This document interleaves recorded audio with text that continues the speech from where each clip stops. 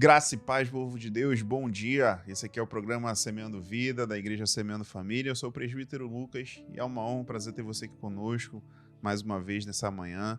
Não se esqueça que o nosso programa Semeando Vida aqui na Rádio Sudoeste, de segunda a sexta-feira, às 10 horas da manhã, você tem um encontro marcado aqui conosco. E aí você pode já ver também os programas anteriores que foram ministrados aqui, lá no nosso canal no YouTube. Não se esqueça de se inscrever e compartilhar essa palavra para que a gente alcance mais pessoas, amém? Hoje conosco aqui está o nosso pastor Miguel. Graça e paz, pastor Miguel, bom dia. Graça e paz, Lucas, bom dia. Graça e paz você que está em casa, está no carro, está no trabalho, nos ouvindo, dando a honra aí da sua companhia, da sua atenção. Nossa oração, nosso desejo é que Deus possa te abençoar nessa manhã, possa trazer uma palavra para o seu coração que traga mudança de vida. Amém. E nessa manhã o pastor Miguel vai estar trazendo uma palavra. Marca bem aí esse horário, né, esse dia. Compartilha essa palavra, tá? Se essa palavra trouxe realmente, né, transformação para a tua vida, não se esqueça de clicar aqui também no botãozinho de gostei, para que mais pessoas, né, possam ser alcançadas também. Não é isso, pastor Miguel? É isso. Lucas, ontem a gente falava sobre Paulo no Areópago, né, falando sobre o Deus desconhecido e como que aquela palavra soou para mim de uma forma diferente, como sempre soava. Passou de ser só a estratégia que Deus tinha dado para Paulo ali naquele lugar, para falar conosco como que nós estamos servindo a um Deus desconhecido ainda, como que a gente está distante desse Deus, né? E meio que uma continuidade, né? Texto conhecidíssimo, Mateus 6, onde Jesus está atendendo um pedido dos discípulos, né? Os discípulos pediram para ele ensinar a orar, e aí ele fala, quando vocês orarem, orem assim. Aí o versículo 9 diz assim, portanto, orem assim, Pai nosso que está no céu, que todos reconheçam que o teu nome é santo. E aí, algo que tem me chamado muita atenção, né,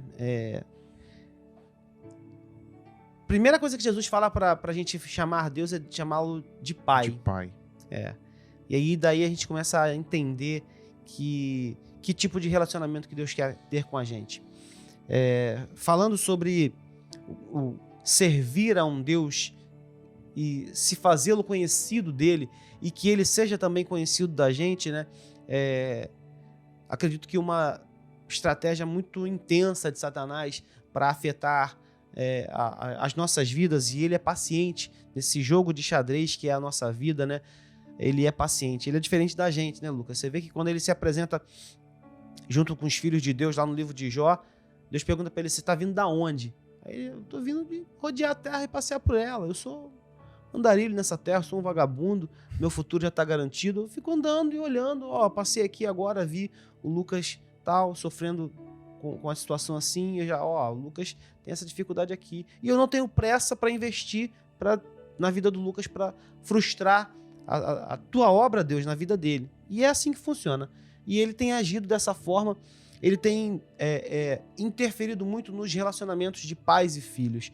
Tanto que o próprio Senhor Jesus a palavra diz que ele iria restaurar, né, o coração dos pais aos filhos e dos filhos aos pais, por conta, né, dessa atuação de Satanás. Porque se eu tenho na minha mente, no meu coração, uma imagem deturpada de paternidade, é óbvio que eu não vou me relacionar com Deus como um pai.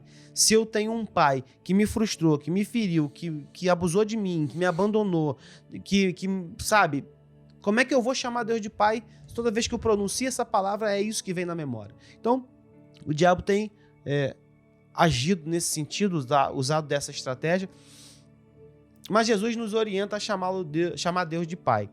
E aí a gente começa a entender como que precisa ser a nossa vida para com Deus, como que deve ser a nossa postura para com Deus. Porque tem muita gente boa dentro das igrejas, Lucas. Tem muita gente vivendo um relacionamento com Deus, de fato. Mas, entenda o que eu vou dizer. Você pode ter Deus como seu Deus ou ter Deus como seu pai. Mas eu tenho ele como meu Deus. Top! Mas e se ao invés de apenas tê-lo como Deus, que já é muito pra caramba, a gente já sabe disso, mas você ter esse Deus como pai? Quer ver um exemplo? Quando eu perdi meu pai, eu entrei numa luta com Deus, né? Deus já tinha falado comigo através de um profeta que Deus estava preparando meu pai para levar e tal. E 15 dias depois, meu pai passa mal e é levado para o hospital. Eu recebo a ligação, Ó, tô levando teu pai pro hospital e tal. Beleza, eu tô indo pra ir. Quando eu entrei no carro, Deus me trouxe essa palavra à memória. Eu falei, não é possível.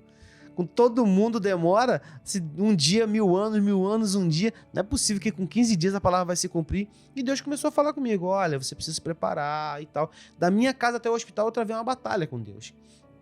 E todos os argumentos que eu colocava diante de Deus para que Deus não levasse meu pai, Deus mesmo foi refutando. Eu colocava um argumento e falava assim, filho, ó, mas isso é assim, assim, assim e tal. No final da história, Lucas, é onde eu quero chegar, Deus me convenceu de que meu pai estava pronto. E eu falei assim, então tá bom, Senhor, então pode levar meu pai. Ó, o Deus Todo-Poderoso, cara, o Criador de tudo, aquele que falava e as coisas existiam. Tipo, não existia nada, mas ele falou e começou a existir. E eu não tô falando de existir uma tecnologia, existir um móvel, aplicativo novo. Existir tudo. O céu, existia a terra, existia a vida, existiam as estrelas ficarem no lugar que elas têm que ficar, a concentração de gases no oxigênio. Esse Deus se dando o trabalho de sentar comigo no carro e eu sozinho indo para aquele hospital e ele falar pacientemente comigo, me explicar, me convencer de que a vontade dele era boa. É por isso que quando a gente ora, Lucas, a gente não ora para mudar a vontade de Deus, porque ela já está feita, ela já vai acontecer, quer você queira ou não. A gente ora para mudar a nossa vontade, a gente ora para mudar o nosso entendimento. E se eu tenho esse Deus como pai, o meu coração é aberto para ele me convencer da vontade dele. Agora, se eu tenho Deus como um Deus, eu vou ficar batendo de frente com ele. Senhor, não pode ser. Senhor, aí, para corroborar essa realidade, a gente vê um monte de lugar, um monte de música, um monte de pregador falando, não, você tem que determinar, você tem que encostar Deus na parede e ameaçar ele, se você não fizer, eu vou te abandonar e tal. Corrobora com essa ideia de que eu sirvo a um Deus que é apenas Deus, não apenas no sentido de ser pouca coisa, né? Mas eu posso ter... Meu nível de relacionamento é só até aí. Eu posso ter um nível de relacionamento com ele como pai, cara. Que se preocupa, que cuida, que, sabe... Cara, eu lembro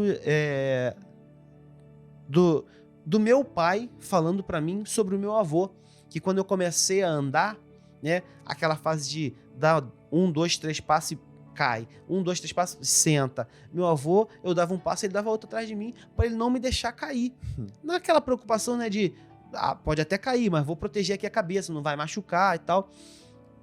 É sentimento de pai, cara. Isso é que é sentimento de pai. Deus vai falar pra você assim, meu filho, vai. E você vai. Agora, se você tem a Deus como pai, enquanto você tá indo, você está olhando o cuidado de Deus para sua vida, você está olhando a provisão, você está olhando os livramentos, você está olhando o quanto Deus tem te sustentado, o quanto Ele tem te abençoado, o quanto Ele tem se relacionado com você. Você está vendo nas suas dificuldades, nas suas guerras, nas suas tragédias, o como você está se aproximando dEle.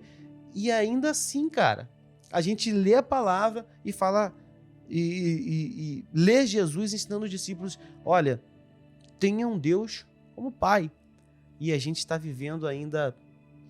Como Paulo disse lá no Aerópago, um Deus desconhecido. Desconhecido e distante, né? A gente precisa realmente, né, pastor? É uma dificuldade, né? E isso não é só de agora, muito tempo, desde que a gente entende, né, de Cristo, a Bíblia, há essa dificuldade no relacionamento. Porque a forma que a gente tem as experiências é a forma que a gente vai replicar isso com Deus, né? Se eu tive uma experiência ruim, como o senhor citou, no meu relacionamento com meu pai, impossível que você tenha um bom relacionamento com Deus.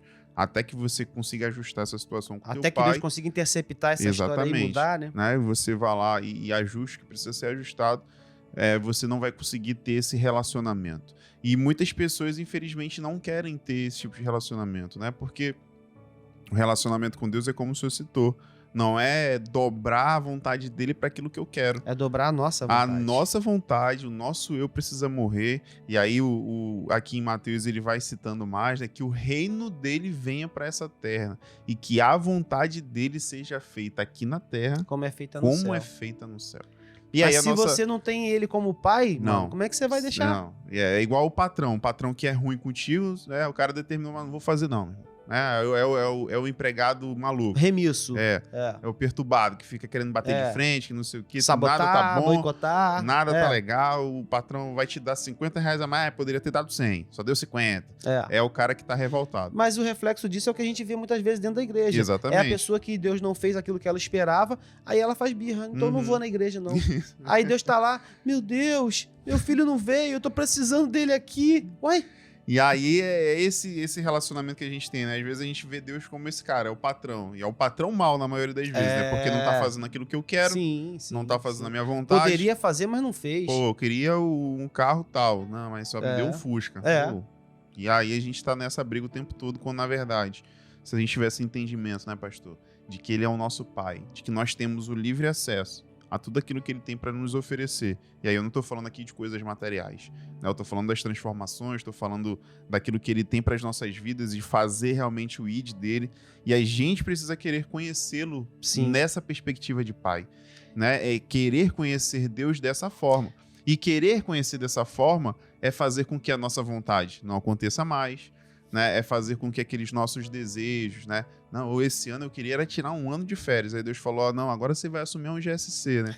Você vai assumir um ministério agora e tudo mais. E esse entendimento, essa perspectiva que a gente precisa ter de matar a nossa vontade, de matar as nossas intenções, né? A nossa carreira, né? Deus frustrou a minha carreira profissional de uma forma absurda. E hoje eu sei o quanto que isso foi importante para minha vida.